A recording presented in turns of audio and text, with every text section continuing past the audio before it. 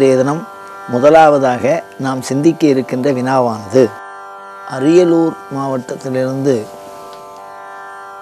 பத்மாவதி அம்மையார் என்பவர்கள் உடல்நல குறைவை சரி செய்வதற்கு எந்த ஒரு வழிபாட்டை செய்ய வேண்டும் அப்படின்னு கேட்டிருக்காங்க. உடல் அப்படிங்கிற ஒரு விஷயத்தில் உபாதி வர்றது, வியாதி வர்றது, அதை நிவர்த்தி பண்ணிக்கிறது ஆகமத்தில் என்ன சொல்லியிருக்கு அப்படின்னா, இறைவனை உடலுக்குள் ஆவாகனம் செய்து பூசனை செய்தால் அந்த உடலில் இருக்கக்கூடிய வியாதி வெளியில் போகும் அப்படின்னு ஒரு மரபு சொல்லியிருக்கு. இதை எப்படி நம்ம அனுஷ்டானம் பண்ணுறது இந்த பூஜையை அப்படின்னு கேட்டால், சிவ மானச பூஜா அப்படின்னு தனியாக ஸ்தோத்திரங்கள் இருக்குது. அந்த ஸ்தோத்திரங்களை பொருள் புரிந்து நாம் படித்தோம்னா அதனுடைய பலன் நமக்கு வரும் அப்படின்னு சொல்லி. இப்போ என்ன இதில் ஒரு சிரமம் இருக்குது அப்படின்னா, கொஞ்சம் வயசானவா, உடம்பு உபாதி, அப்படி இருக்கிற பொழுது ஒரு நெடிய ஸ்லோகத்தை அவளால் மனப்பாடம் பண்ண முடியாது. அதே ஒரு வியாதியஸ்தலாக இருக்கிறவா கோயிலில் போய் தரிசனம் பண்ணும்போது தூய்மையெல்லாம் குறைவாக இருக்கும். இல்லைன்னா உடல்நிலை குறைவினால் கோயிலில் போய் தரிசனம் பண்ண முடியாத நிலை அப்படி கூட வரும். அப்படி வருகிற பொழுது அதுக்கு என்ன ஒரு பிராயச்சித்தம் சொல்லியிருக்கான்னா, ஒரு பஞ்சாட்சரம் ஒன்று சொல்லியிருக்கா, ரகசிய பஞ்சாட்சரம். அந்த பஞ்சாட்சரத்தை சொல்லி அதை ஜபம் பண்ணிகிட்டே இருக்கிறது.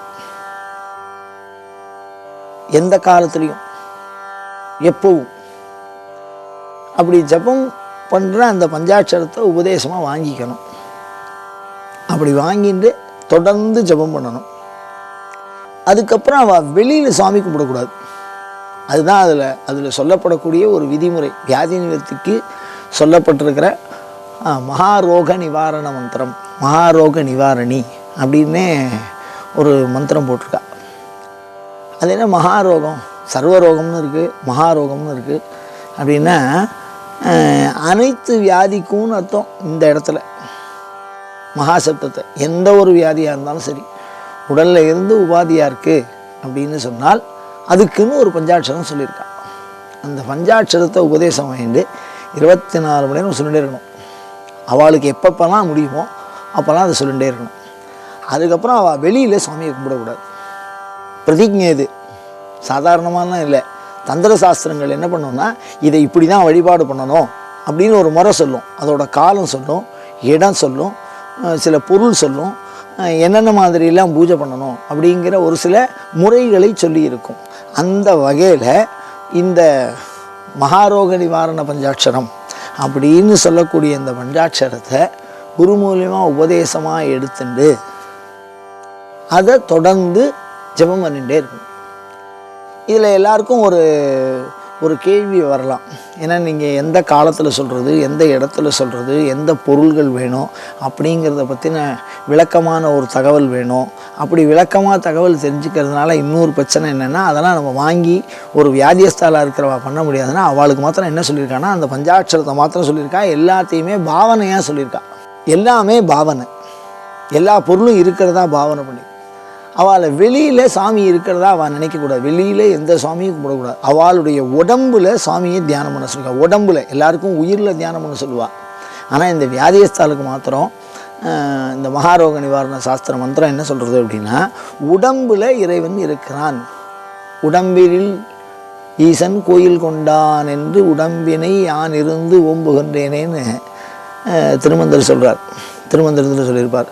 அப்போ உடம்பினில் அப்படின்னா மானுடர் ஆக்கை வடிவு சதாசிவம், மானுடர் ஆக்கை வடிவு சிதம்பரம், மானுடர் ஆக்கை வடிவு சிவலிங்கம், மானுடர் ஆக்கை வடிவு திருக்கூத்தும்பர்.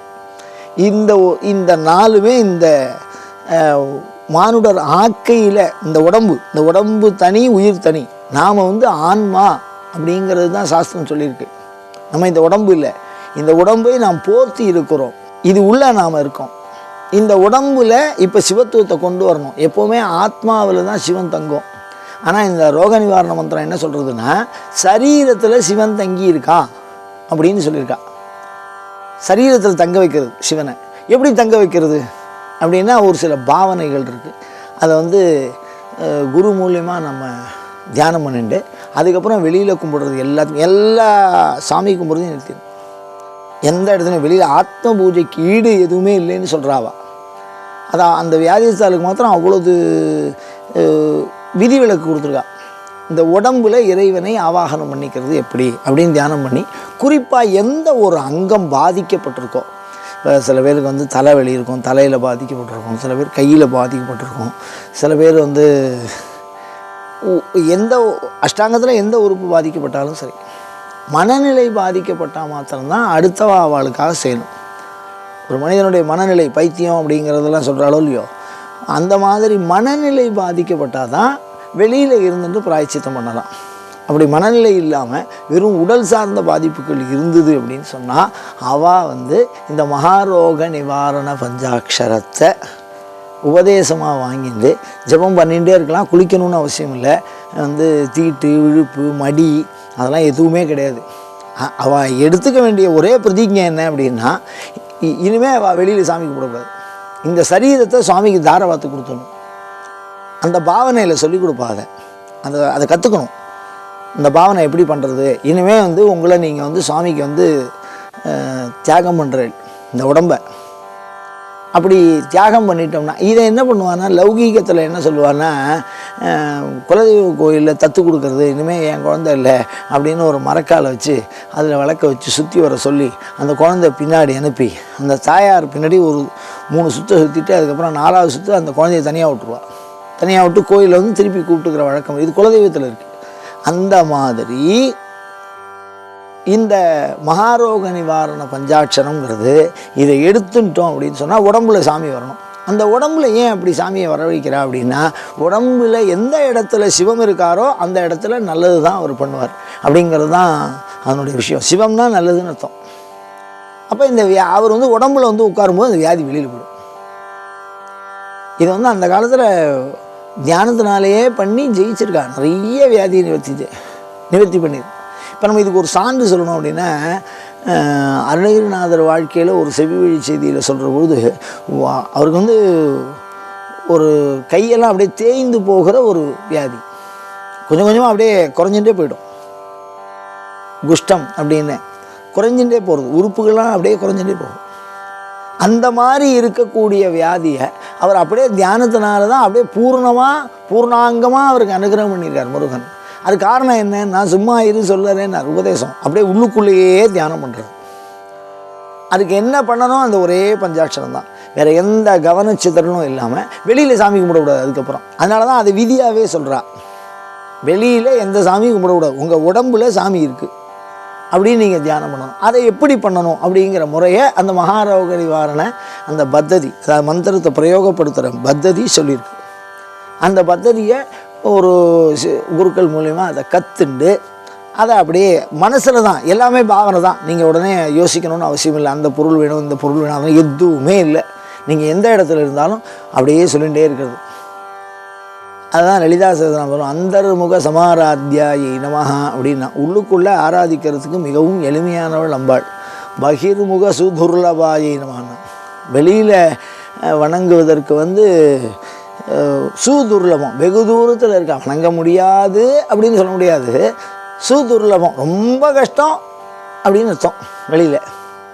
அது மாதிரி உங்கள் உடலிலே அதுவும் குறிப்பாக அந்த பாதிக்கப்பட்ட உறுப்பில் வந்து நம்ம தியானம் பண்ணி வழிபாடு பண்ணினால் அந்த வியாதி கொஞ்சம் கொஞ்சமாக வெளியில் போக ஆரம்பிச்சிடும். கண்டிப்பாக இதை அனுபவத்தில் உணரலாம். இதுக்கு யாரும் பிரமாணம் இல்லை, அவாவா பிரமாணம். இதுக்கு பிரமாணம் எப்படி, இந்த விஷயம் உண்மைதானா இது பொய் தானா அப்படின்னு நாம் தெரிஞ்சுக்கிறதுக்கு என்ன பண்ணணும் அப்படின்னா, பிரமாணம் வந்து அனுபவம். ஒரு வியாதியத்தால் வந்து சாமியை தியானம் பண்ணுறா, பிரமாணம்னா வியாதி வெளியில் போயிடும், அனுபவத்தில் வெளில போகும். அனுபவம்தான் சிவன், அறிவு சிவம் இல்லை, செயல் சிவம் இல்லை, அனுபவம் சிவம். அவளை பொறுத்த வரைக்கும் அந்த வியாதி முழுவதுமாக அந்த இடத்த விட்டு வெளியில் போகும். அது வந்து ஒரு அந்த அனுஷ்டானத்தில் சொல்கிறான், இந்த மாதிரி இருக்குது அப்படின்னு நினச்சி தியானம் பண்ணுங்கோ அப்படின்னு. அந்த மகாரோக நிவாரண மந்திரத்தை உங்கள் அருகாமையில் இருக்கக்கூடிய சிவாச்சாரியார்கள்ட்ட எங்கேயாவது இருந்து தெரிஞ்சு அந்த ஜெபம் பண்ண முடிஞ்சால் கண்டிப்பாக இந்த உடல் உறுப்பில் நம்ம எந்த உறுப்பினால் பாதிக்கப்பட்டிருக்கோமோ, எந்த உடம்பு பாதிக்கப்பட்டிருக்கோ, இல்லை முழுவதுமாகவே தியானம் பண்ண சொல்லியிருக்காங்க. எந்த உறுப்பாக இருந்தாலும் சரி, அதில் ஒரே ஒரு மனுஷாளுக்கு தான் அவளுடைய நெருங்கின உறவுக்காராக தியானம் பண்ணணும், இல்லை கோயிலில் இருக்கிற குருக்கள் மூலியமாக தியானம் பண்ணலாம் அப்படின்னு சொல்லி. அது யாருக்குன்னா மனநிலை பாதிக்கப்பட்டவரும். அவனுக்கே ஜெபம் பண்ண தெரியாது, அவன்கிட்ட போய் ஜெபம் எப்படி சொல்லுவீங்க? பைத்தியம் இந்த மாதிரி பேய் பிடிச்சவா அவள்லாம் இருக்கான்னா அவளுக்காக அடுத்தவா பண்ணலாம் அப்படின்னு சொல்லியிருக்கா.